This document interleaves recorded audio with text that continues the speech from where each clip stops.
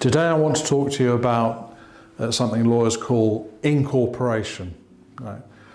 So you might have your terms and conditions of doing business, terms and conditions between you and your customer, but so often we find that businesses have failed to incorporate those terms and conditions.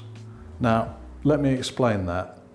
Before I do explain it, I'm just going to do a very, very brief explanation of contract law and one section of contract law called formation. So formation of the contract, how a contract is made in English law.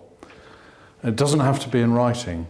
So, to make a contract in English law, as I'm saying, this is a short summary, you need an offer, and you need an acceptance, and you need both parties to intend to be legally bound, and you need a promise. In law we call it consideration, but it's mainly a promise.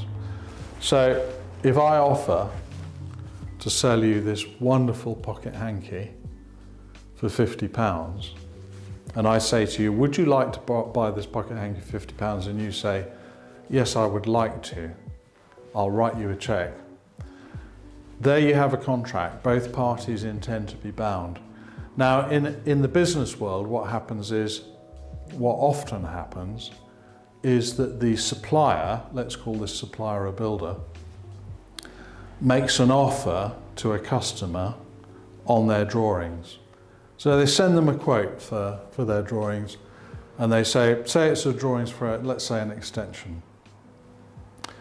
So they send the intended customer the quote for, I don't know whatever it comes to, £80,000 or £100,000, and the customer signs the order and writes back and says, oh, I accept, etc. The contract is then formed.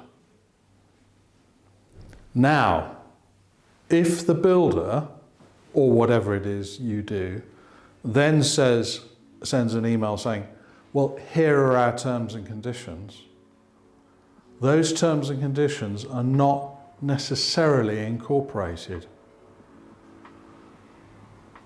because the contract's already been formed, and then you're sending them the terms and conditions. Well, so what? You know, the contract has already been formed, as I keep saying. So to get those terms and conditions incorporated in the contract, they have to be part of the contract. So the builder should have sent his quote saying, here's my quote, and I can build your extension, but it'll be on the basis of my terms and conditions. I enclose a copy. Please sign them and send them back. So if you don't have that bit in, you're probably not going to be able to rely on them.